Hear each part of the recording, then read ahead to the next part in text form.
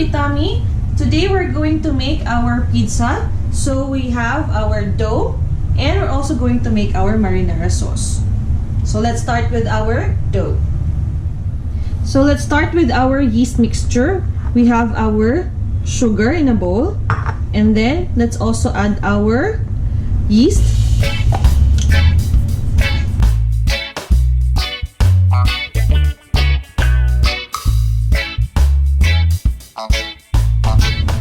And let's also add our warm water.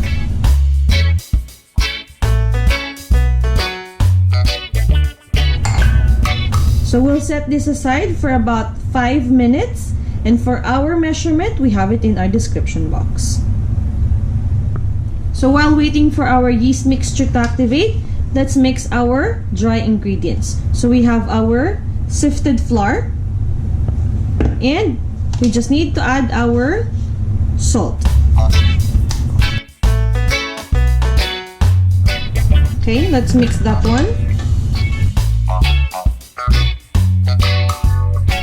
So now our yeast mixture is ready. We'll add our olive oil.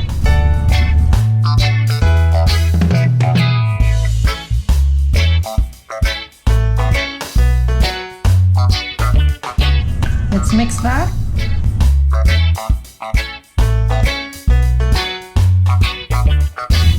Now we'll mix this with our dry ingredients.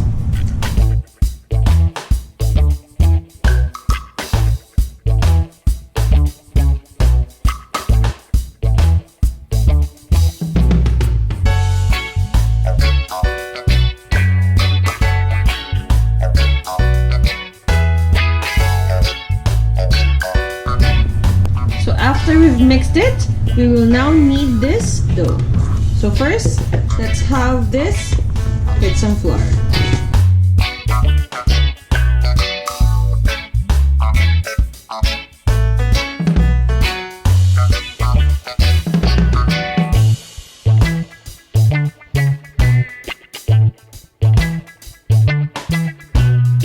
So after kneading for 5 minutes, form it into a bowl.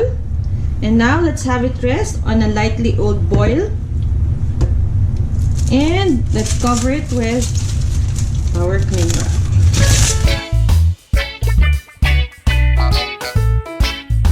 We'll have it rest for 1 hour. So now let's make our marinara sauce. So first, olive oil. We'll put our garlic,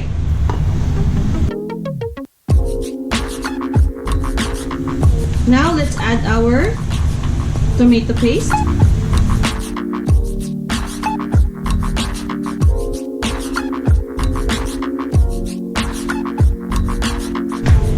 let's add some water, now let's add some brown sugar. We'll put oregano leaves. Let's add basil leaves. We'll add some salt and pepper. Let's mix that.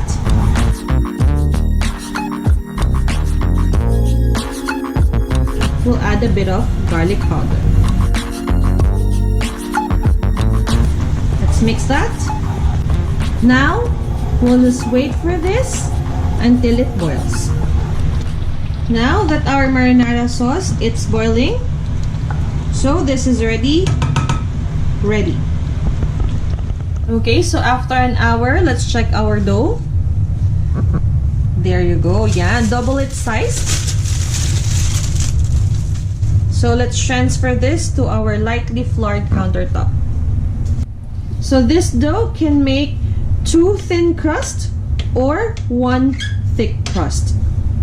So for us, we're making 2 thin crust.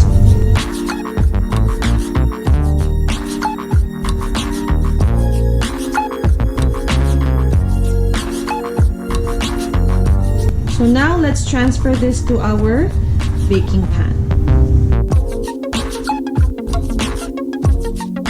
So now let's make our pizza. Let's put some cheese on our crust.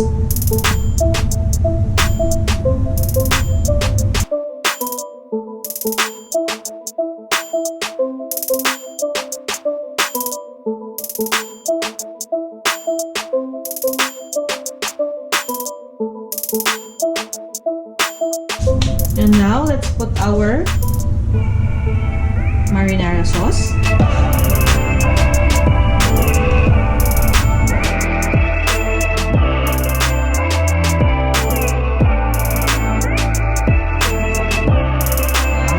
Our cheese.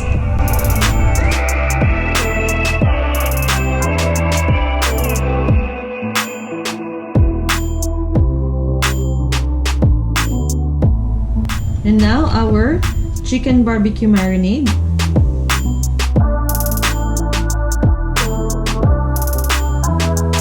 Now our pepperoni. We're doing 2 flavored pizza.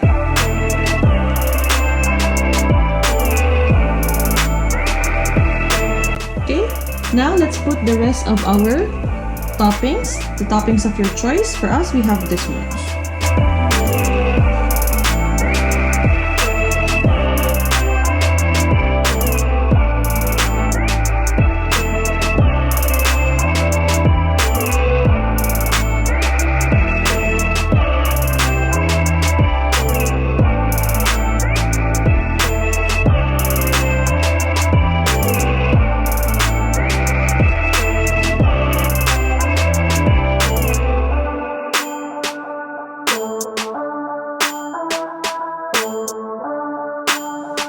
Let's top it up with cheddar cheese.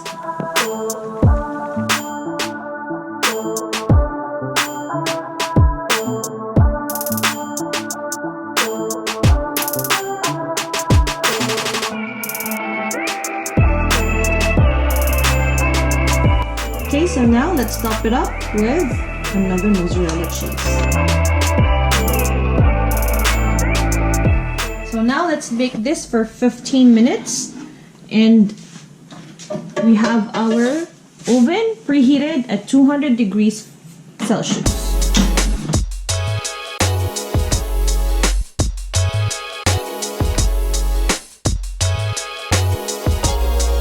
So let's go ahead and check our pizza.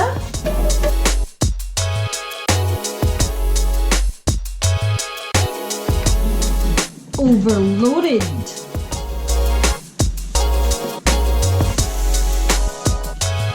Here's our homemade pizza. Let's enjoy it. Happy tummy!